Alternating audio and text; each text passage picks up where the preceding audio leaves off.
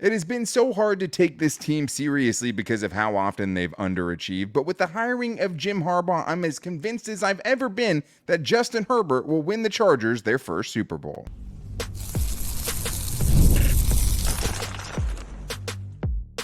You are Locked On Chargers, your daily podcast on the Los Angeles Chargers. Part of the Locked On Podcast Network, your team every day. What is up, and welcome into the Locked On Chargers podcast. I'm your host, Daniel Wade, joined as always by my co-host, David Drogemeyer, and we've been covering the Chargers together for 8 seasons now, but this is our 6th year as the host of the Locked On Chargers podcast, bringing you your team every day. Thank you guys, as always, for making us your first listen. We appreciate the everydayers out there, and to make sure you never miss the show, go subscribe or follow for free on the Locked On Chargers YouTube channel, and listen wherever you get your podcast from. David, what do we got today? Well, Daniel, we're getting into our buy or sells, and we again got the fans involved, and they produced some fantastic buy or sells for us, and we are very much appreciative of that. Justin Herbert, is he going to win his first Super Bowl? Are the Chargers going to win their first Super Bowl? And in the draft, we know it's coming up here soon. Could the Chargers trade back not once, but twice in the first round? Oh my goodness, I don't know about that. But we will see. There's a lot that needs to happen, and the draft is coming up very, very soon. It is, and they have some big decisions to make at the top of them. And in a lot of ways, the Chargers and what they do at 5 will have a huge impact and a huge butterfly effect on everything else that happens. But today's episode is brought to you by Game Time. Download the Game Time app, create an account, and use the code LOCKEDONNFL for $20 off your first purchase. David, we're getting into our buy or sell, getting into the biggest Chargers storylines and overreactions, and we've loved getting you guys involved at Locked On LAC, and even some calling into the voicemail line at 323-524-7924. But this one's a pretty funny one, and we're starting today's show with it because it's from WB on Twitter, who's saying this. Buy or sell, the Chargers will win a Super Bowl before baby Dylan goes to college. So for anyone who might be brand new, Dylan is my newborn 2-week-old daughter, and I've wondered at times whether I even want to make her a Chargers fan, and because of all the heartbreak that has come along with it. But it made me think, and what I kind of came to the conclusion of is I'm buying it because I just think that the combination of Jim Harbaugh and Justin Herbert, when you have a great coach and a great quarterback, you give yourself a great chance to go win a Super Bowl. And so that's why I'm buying this all the way, that by the year 2042, which is when little Dilly is probably going to college, that the Chargers will have a Super Bowl win by then.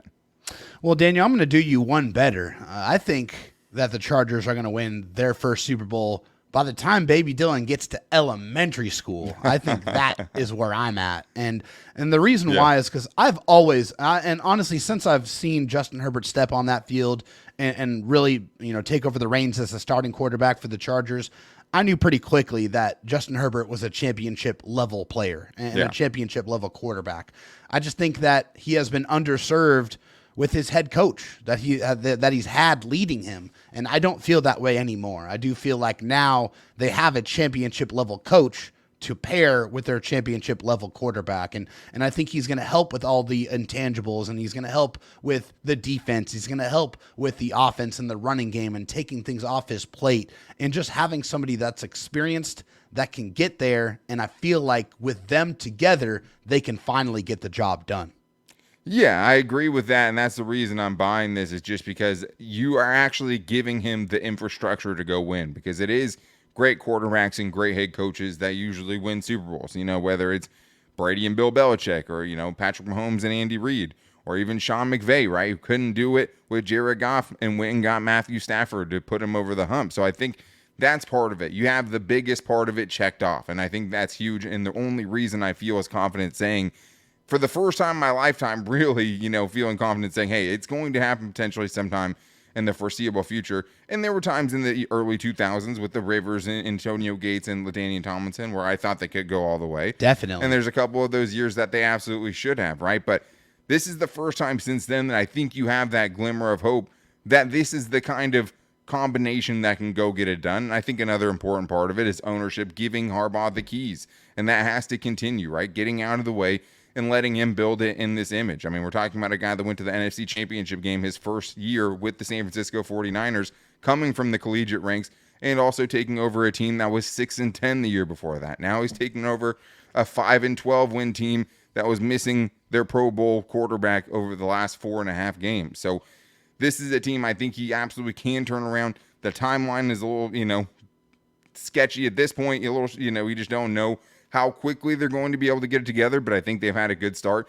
And I mean, honestly, let's just hope that the Locked On Chargers podcast gets big enough that I can send little Dylan to college. But that's, to me, what it is. I mean, I think the other thing is, too, is just like Justin Herbert's under contract through 2029. I don't know how long Jim Harbaugh is going to stick around, but at 2029 is going to be like his prime. Like, he's going to be 31 years old when his next contract comes up. And this is a guy who should be a Charger for life for the most part. You're hoping to get 15 years out of this guy, right? So in that window, and can Jim Harbaugh, if it's not him, even though I think that's the big reason you think it can be, can he get this organization going in the right way where they give themselves a chance? And that's the thing, David. It's not just the coaching staff, but it's the entire kind of new regime that you feel like can build around Justin Herbert and build around a quarterback that's going to be making $60 million. Well, I'm glad that you brought up ownership, because it's a crucial component of this, because in previous years, like, we know that the Chargers didn't really spend as much money as they could outside the constraints of the salary cap. Yeah. Now that's not something that you can say anymore. Like, they brought in the big name head coach. They've spent the money trying to get the new facility, trying to make sure that the players have everything they need. Building a gigantic coaching staff too. Yeah, I mean, a huge one of the biggest staffs in all of the National Football League, to be able to get these players right, to be able to get more development out of these players, out of these coaches as well. I think the ownership is a big part of this, and a big reason why I can sit here and believe that in the near future they could and will win a championship for this organization and for this team and their fans. And the thing is, it's going to be so sweet when it does happen, just because there's something about a team who's never gotten it, right? And I think that's the great thing about the Jim Harbaugh, Justin Herbert thing, is like, when you have this combination, you at least go into every season feeling like you have a chance. And that's what I think the great thing is about it. But I do think it is going to happen before Dylan goes to college, hopefully. So let's get to this buy or sell here from Uncle Earl on Twitter, who says this: buy or sell the Chargers, trade for one of the wide receivers that are having contract issues, Justin Jefferson, Brandon Aiyuk, Tee Higgins. We'll leave Justin Jefferson out of this because, I mean, last time, it wasn't super well received. And it was like, hey, maybe Justin Herbert would want Justin Jefferson. But I think the big thing here, David, is obviously the Chargers traded away Keenan Allen. Now they don't have a wide receiver one. Could they look to go trade for one so they maybe don't have to feel like they need to take one at the top of the draft? Are you buying or selling this? I'm selling it. And the reason why I'm selling is the Chargers asked Keenan Allen to take a pay cut, and then when he declined, they traded him. They also wouldn't pay Mike Williams the $15 million that he got from the Jets.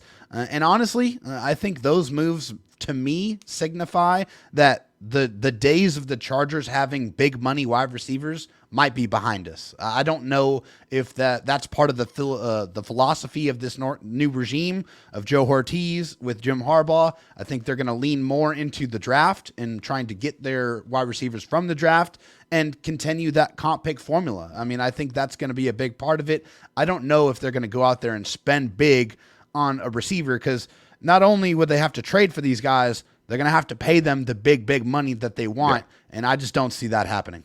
Yeah, you're probably talking around $25 million. I mean, I'd rather have Aiyuk out of the two of them. Tee Higgins, a little bit more health issues that I would be more concerned about. I'm selling it, but I don't necessarily think it's because of like a huge philosophical change, because the Chargers obviously had to make the decisions they had to do this year, but because of the situations they were put in by Tom Telesco in the previous regime, right? So it's not like they're trading Keenan Allen in a vacuum. They're trading Keenan Allen in a year that they started, $50 million over the salary cap. So I'm not going to take any kind of wide sweeping generalizations about that, because the other thing is what Joe Hortiz said in his opening press conference, which is this: I have to kind of balance what I think the future production is going to be based off, what they've been able to do and what I think they're going to do. With Mike Williams, I think it's very fair to question what that future production was going to be after missing 18 games over the span of 2 seasons.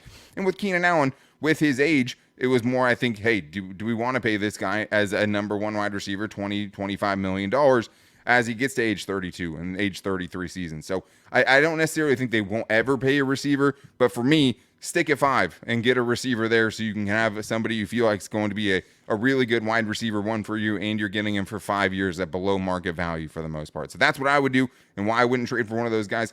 But I don't necessarily think it means that the Chargers will never pay a big name wide receiver for Justin Herbert. But we do have more buy or sells to get into, including if the Chargers could trade back multiple times in the first round. And honestly, if you're going to trade back, maybe just go all the way with it and get nuts. We're going to talk about that and more in today's Locked On Chargers podcast.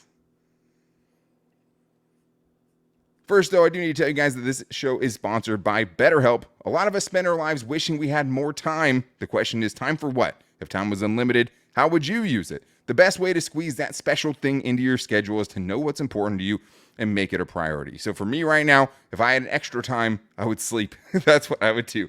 I wish I had more time to sleep, but that's something that therapy can help you with, right? Helping you make your schedule and kind of put you in the best place where you can be mentally at your best and try to maximize the most and get the most out of your day. And being able to talk with someone and find out what's important to you, I think is really important. And it's entirely online and designed to be convenient, flexible, and suited to your schedule with BetterHelp. That's one of the best things about it. It's so convenient. So if you're thinking about starting therapy, give BetterHelp a try. Just fill out a brief questionnaire to get matched with a licensed therapist and switch therapists at any time for no additional charge. Learn what makes you happy and how to better spend your time with BetterHelp. Visit BetterHelp.com/lockedon today to get 10% off your first month. That's BetterHelp, HELP.com/lockedon. All right, David, we have more buy or sells here, and thank you to everyone who hit us up at Locked On LAC, and you guys have been really, really excited to give us your buy or sell, so we appreciate that, and we always kind of want to know, what do you guys want to hear? Obviously, the draft is coming up, so we're going to be covering a ton of draft questions today and a ton of draft buy or sells today, and one of the big ones here is from Matthew Trochinsky. This is a tough one, Matt. Please help me out. You can DM me and tell me if I'm just totally butchering this, but the buy or sell is this. The Chargers will trade with Minnesota and get picks 11 and 23 and a draft spot next year. They will also trade down from 23 a couple of spots and grab more picks in this draft and possibly a late pick next year. So, David, are you buying or selling this? Yeah, I'm selling it. And partially I'm selling it because I don't want to see it. I understand there is a very real possibility that the Chargers trade back from 5. I definitely feel like that's not just smoke. I feel like that's definitely a legitimate possibility depending on what Arizona decides. And we'll talk about do. that more later in the show too, just if it feels like that's what it has to be. Yeah, for sure. But I feel like for me, it's hard to wrap my brain around a double trade back. The Chargers need as much premium talent as they possibly can get. And as you continue to trade back in the first round, there's only so many players that each team has graded as first round talents. Sure. And the Chargers have a lot of holes. They have a lot of places, a lot of things they need to address. I don't think I'm going to see a double trade back in the first round, but I would not count out the possibility of a couple of mid-round trade back situations. This would probably sound crazy if you didn't get your general manager from the Baltimore Ravens, who have actually traded back multiple times in the first round in the time that Joe Hortiz was there. So, to me, I would do it. I mean, I think if you're going to trade back and kind of miss out on that elite crop that you could have at 5, that's the thing is I'm a big trade back advocate. You can look at any of the times during Tom Telesco's career where I was just like, why would you not trade back? You know, you have these opportunities to trade back and you never do it. This is why I would do it. I don't think, if you're talking about the 23rd pick in this draft, I don't think there's nearly as much of a difference between pick 23 and, hypothetically pick 27 is there, is from 5 to 11. Like, I think you're still going to be able to find a good player at 27 that, you're going to have good options, especially from some of the guys that we've watched in the later ends of this first round. So I don't think that's a huge problem for me. And this is the other thing you get out of it. If you do it, right, because if you're going to trade back, the most leverage you have is at 5. In this scenario, the most would be 11. The next most would be at 23. So this is where you have the most leverage to gain more picks and things like that. And there's only so many picks that you want because you're not going to think a bunch of day 3 guys are going to come in and start for you and have huge value for you in year 1 anyways, right? But what it does is it gives you additional ammunition to go and potentially find the guys that Jim Harbaugh feels like are fits for this roster. If you get more 4th and 5th round picks, if you have that at your disposal, you don't have to worry about not having enough picks because you have so much surplus of picks that it's like, okay, we can move up in the 3rd round to get someone that we don't think is going to be there at 69. We can move up from the 4th round, get back in the 3rd round if there starts being a run on running backs or something like that, and we want to get in there and get our guy. So I do think a double trade back because you still have 11, right? You're still going to get to pick out 11 in this scenario. Going from 23, a couple of spots back, potentially picking up more ammunition to go find more guys that fit what Jim Harbaugh wants to do, what Jesse Minter wants to do. I don't mind that at all. So let's get to this next one here from Mike Abduch. Another name where it's like I could be butchering that. Let me know. This is the buy or sell. Bolts should trade back a few spots and take Dallas Turner. Joey Bosa and Khalil Mack can't play forever. David, edge is a position we've talked about a little bit in the first round, but obviously with so many more pressing needs, I think it's gotten bumped down the list a little bit as far as what our, kind of preference would be in round one. What do you think about that potentially trading back and getting someone like Dallas Turner? Now, let me preface this by saying I did like some aspects of Dallas Turner's game. I mean, he's a really long athlete. He's like 34 edge rusher from Alabama, I should say, too. Yes, 34.37-inch arms, which is fantastic, and used his length very effectively. He did show some good closing speed. He was able to handle some simple coverage responsibilities and had a pretty good bull rush. But I don't like the idea of getting edge in the first round. I mean, if you're trading back, I'm still looking at trying to get an offensive weapon as my number one priority, or even probably leaning at offensive line, depending on where we're trading back to. I think those are probably my priorities in that situation. And also, I just don't know if Dallas Turner is the type of prospect that makes me get excited about being the potential replacement for a Khalil Mack or a Joey Bosa. Yeah, I definitely understand that. But at the same time, who is? You know what I mean? Who are you going to watch? Do you think next year when you have a much worse first-round pick, you're going to be able to find somebody that you're going to think is going to be able to take that spot? Probably not.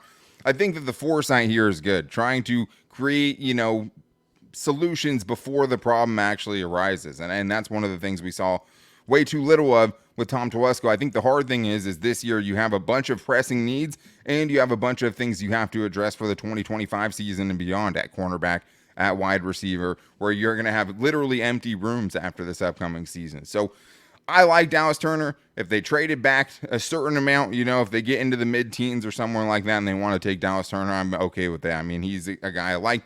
It's going to be interesting to see if they like Latu from UCLA better, if they like Jared Verse better from Florida State, where their kind of preferences on that. But I like Dallas Turner a lot. I think he fits well what Jesse Minter wants to do.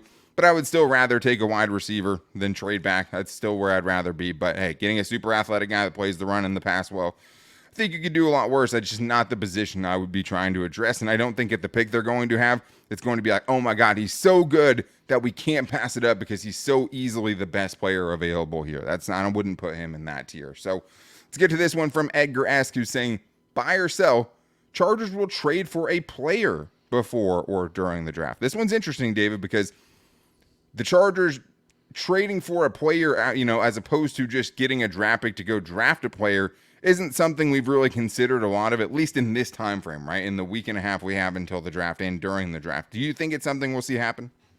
No, I do not. I'm going to sell it. I know Joe Hortiz says he believes in trades, but I just don't see him trading for a player at or before the draft. And for me, I think this is probably, in reference to potentially acquiring like a Pat Surtain II.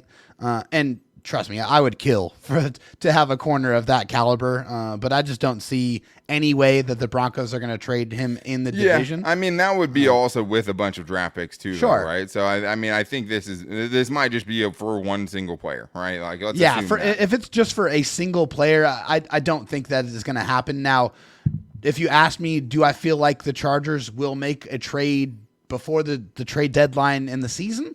I think that I'm much more amenable to that possibly happening because Joe Hortiz has said it. He said, I'm a big believer in making trades and acquiring players. If I feel like it's going to make my team better right now, I'm not going to be afraid to pull the trigger. So before the draft or at the draft, I don't think so. Before the trade deadline, I think there's a higher possibility of that for sure. And it's exciting that he comes from a place that does trade for players, 100% right? agree. And makes additions at the deadline or even before that, as opposed to just kind of sending players away, which Tom Telesco didn't really do much of either of those things, right? But we've seen the impact that bringing in a guy like Khalil Mack can make, and it sucks that they weren't able to do more with it the first couple of years, right, with him. At the same time, you can find really good players and not have to give up too much for them if you can kind of play your cards right. So I would agree with you. I would sell before the draft. So basically the Ravens, these are their last 4 trades for players. They traded for Roquan Smith in season in 2022. They traded for tight end Josh Oliver in 2021. They traded for Yannick Ngakoue in 2020 and also Calais Campbell in 2020. So this is a team that acquired players and tried to fill needs with specific kind of targeted needs that they had. 2 of those happened before the draft. 2 of those happened mid-season. So history tells us they will make the trades before the draft, but all of those came in mid-March. So at this point, I think it's unlikely it happens in the next week and a half. But I do think, hey, it would surprise me a little bit if we didn't see this team trade for someone within the first full year of Joe Hortiz taking over, because we know that's a big part of it. And another thing you get out of that, making those kind of in-season trades, even if it's a rental, is that guy can be done with your team at the end of the season and go and get you more compensatory picks, which we all love the comp picks. So I think we will see it, but I don't think we're going to see it in the next week and a half. Probably makes more sense to see how the draft plays out, see if another team gets a huge surplus out of position and guys become a little bit cheaper at the end of that roster. That's what I think is more likely. But we do have much more to get into, including if it just is all trade back for Joe Hortiz. Is he just convinced that no matter who is there at 5, that he is going to trade back and acquire more assets? We're going to get into that and more on today's Locked On Chargers podcast. First, though, I do need to tell you guys about the Game Time app, because it's the only place I use to get tickets to anything that I need, whether it's sports, comedy, theater, or whatever it is. Game Time is now also an authorized ticket marketplace of Major League Baseball, which makes getting tickets even faster and easier. Prices on the Game Time app actually go down the closer it gets to first pitch. So I obviously had a child. One of the things that I've been doing that my wife probably hasn't been a huge fan of is I go on Game Time, especially right before Padres games and things like that are happening. My Karina, Dylan can go to her first Padre game and it would only cost us $8, right? And that's truly how cheap I've been able to see these games for. So that's kind of, in one of these times, she's going to say yes, because it's going to be such an incredible deal from Game Time that she's just not going to be able to pass it up. So that's what Game Time brings you: cheap tickets, lightning deals, and the Game Time guarantee, which means if you find somewhere that has the cheaper same row and section for less, they will credit you 110% of the difference. And their all-in pricing lets you see the exact price that you're going to pay up front. So make sure you guys download the Game Time app today. You can create an account and use the code LOCKEDONNFL for $20 off your first purchase. So again, make sure you go download the Game Time app, create an account, and use the code LOCKEDONNFL for $20 off your first purchase. David, let's get to some more buy or sells that we have here from the fans. And thank you guys again to the everydayers who made this show possible by giving us all your support and your buy or sell questions, not really questions, buy or sells just in general. It is kind of weird because we do Fan Mail Friday and we're still planning on doing that this week. But we love the buy or sells too, and we're glad that you guys like them. So we're going to get to more, but I first need to tell you guys that it's Locked On NFL mock draft season, and it's happening live on April 17th at 7 p.m. Eastern Time, streaming on the Locked On Sports Today 24/7 streaming channel and on YouTube or the free Amazon Fire TV channels app. You can find the ultimate 6-episode series on April 17th at 7 p.m. Eastern Time. You can also find us doing a little draft primer on what we think the Chargers need and how they need to go about taking on this draft right before that happens. So you guys can check that out on April 17th at 4 p.m. Eastern Time, and we'll have ours at 3:50 Eastern Time. So make sure you guys check that out and subscribe to Locked On Sports Today for that 24/7 live stream. Let's get to this from Big Daddy E, who says, buy or sell? Joe Hortiz will look to trade out of pick number 5, regardless of who is still on the board. Loving the draft coverage, guys. Keep up the great content. David, are you buying or selling this?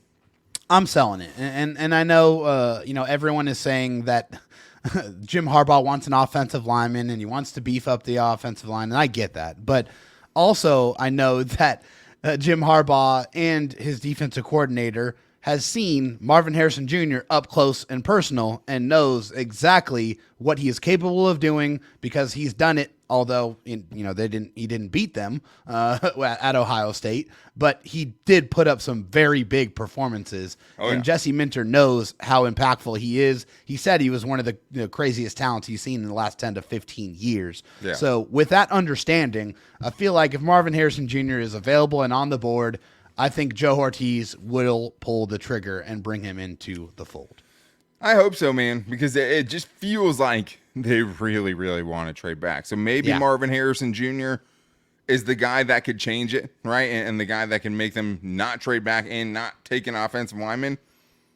At the same time, it'd be a pretty incredible smokescreen if the Chargers didn't want to trade back and were dead set on taking a tackle, because everything that we've heard publicly from them has pointed to all those things, right? That's what we're going off of. They've basically told us how they want to build this team. They've told us they want to build it through the trenches, and there's a ton of holes on the roster. Almost every position you could look at and say, make the argument that they need someone there. So I like to think that if Marvin Harrison Jr. is there, that they would be able to stick and pick, and I think they absolutely should. I think the haul that you'd have to get back to move on from him is not going to be worth it, and you're probably not going to get it for a J.J. McCarthy or whoever that quarterback is there. I hope so, but it does feel like, from the outside looking in, that they're pretty dead set on trying to trade back and take an offensive lineman potentially, or trade back to where, taking an offensive lineman makes more sense and they can fill more holes, which I totally understand. But these receivers are so good, I just don't know how you pass them up. So let's get to this one here from Chargers Hawk, who says, buy or sell, the Chargers should deal some of their 2025 draft picks as a way to gather more picks for this year's draft rather than trading back. So it's a way, David, you could stick at 5, still potentially get some extra picks. What do you think? Yeah, I'm going to sell it. I don't think it's necessary to trade your future picks. I also don't feel like that's going to be something that Joe Hortiz is going to want to do. I think that, trading back and accumulating more picks in this year's draft is probably going to be the best avenue to be able to do that. I mean, hey, they could surprise me and they could rely on their, right now, according to Over the Cap, $98 million in cap space that they're going to have in 2025. But I don't think that they're going to just solely rely on that. I do feel like draft picks are something they are going to be very coveted, and they are going to want to accumulate as many of them as possible. This year is not going to be the outlier in that response. I think that the kind of point that Chargers Talk is making here is like, hey, you want to be good now. Like, this helps you jumpstart that process. If you want to trade some picks next year for some picks this year. I think the hard thing is you don't know what your picks are going to be next year for your team or, another team. And you have to pay a premium, right? Like, if you want a 2024 fourth, you're probably going to have to trade a 2025 third to get it, right? Like, and I just don't think that this is a team that is going to be able to find the value in that. I mean, they already have 9 picks. Not having enough picks isn't the problem. It's where the picks are and how much you can reasonably hope to get with some of those later on picks. I think you're more likely to be adding picks in 2025 than, taking some of your 2025 picks and trying to turn those into 2024 picks. But we've seen it, right? Like, the Vikings just did it. In that scenario, if you need more draft capital and you need more ammunition to go make a move in this draft, maybe that's the right move for you. For the Chargers, I don't think it is. But we do have a tier who's calling in with a buy or sell voicemail that we have to get to, of course. Let's hear what a tier has for us today. Hi, David. My baby, this is a tier, a voicemail, buy or sell. If Joe Alt is the pick at 5, are you buying that Rashawn Slater will be moving to the right side? I think it's possible because he is so good. What says you? Thank you. Love you. David? I love you too, Atir. But no, I'm selling it 1,000%. I'm sorry. We've seen how many different left tackles the Chargers have had to cycle through before they were able to select Rashawn Slater. And we know how great Rashawn Slater is. He is an all-pro left tackle. You don't move those guys to the right side. I'm sorry. There is no way in hell that they are going to move Rashawn Slater from the left side to the right side, no matter who they draft. Yeah, I agree with you. I mean, the man was a second-team All-Pro as a rookie. The only player that was a better left tackle than him, according to the AP, was obviously a guy in Trent Williams that's the first-team All-Pro dude at that position every single year, and it's not close, right? Rashawn Slater was the right guy right behind him, and I just think that it's like if you start doing that, first of all, there's no guarantee that Joe Alt is going to be a great left tackle or as good at left tackle as Rashawn Slater is, because Rashawn Slater, like we said, has been an All-Pro. But the other thing is you just don't know how Rashawn Slater is going to be on the right side. So I just don't think, if I had to put my money on it, I would say Rashawn Slater would be a fantastic right tackle. But it's not really the point to me. And it's also one of the reasons that if you are going to take an offensive lineman, I'm 100% you're trading back and taking a dude who played right tackle, right? Or at least if you're going to take, an Ola Fashanu or someone like that, more of an experimental guy, at least you're picking up more picks so you can address more things and you don't have to have it be, because the Chargers can't miss. If they stick at 5, they can't miss. Yeah. Right? You give yourself a little bit more wiggle room if you're able to trade back and get more capital. But if you're going to take a guy at 5 like a Joe Alt and then put him at right tackle and have that kind of situation where we've seen, really, really high-level prospects like Penei Sewell, right, kind of go through and struggle early on. I think Tristan Wirfs is something similar to that. Jedrick Wills, one of those guys, did the same thing. But it's like guys are talking about getting therapy, trying to switch sides of an offensive line because it's just not as easy as you think. Could Joe Alt go in and be a good right tackle? Sure. He's talented enough to do it. But for me, I'm not taking an offensive lineman at 5, and I'm definitely not moving Rashawn Slater from the left side where he's an All-Pro to the right side where he's a total unknown. So I think he'd be good. But a tier, I'm trying to keep Rashawn Slater where he is because I think that's the one part of the offensive line we feel good about, and there's no question about what you're getting there week in and week out. But that's going to wrap things up for today's show. Thank you guys so much for checking in. We appreciate the everydayers. So make sure you never miss the show. Go subscribe or follow for free on the Locked On Chargers YouTube channel and listen wherever you get your podcast from. And thank you to everyone who hit us up with your buy or sells on Locked On LAC on Twitter, and also calling into the voicemail line like a tier at 323-524-7924. On tomorrow's show, we want to go over Daniel Popper's latest 7-round mock draft, because out of all the mock drafts I've seen, it's the one that fills the most needs and the one, honestly, I just like the most. So we'll go through that and kind of how he attacked with what the Chargers had, sticking at pick 5 and filling out, the best they can to try to make this team as good as they can be in 2024. So excited for that. To make sure you guys don't miss it, you can also find the show on all of our social media. We post it every day on Instagram at Locked On Chargers, our Locked On Chargers Facebook page, and our own personal Twitter accounts, me at Dan Talk Sports and David Drogemeyer at Dro Talk ST. So we'll continue ramping up this draft coverage because the draft is next week, and we're going to see probably one of the most interesting kind of top 10 picks that we've seen in the draft in a long time. So make sure you guys are back here tomorrow when we go over the most perfect mock draft we've seen so far. But until then, guys, take it easy and go Bolts.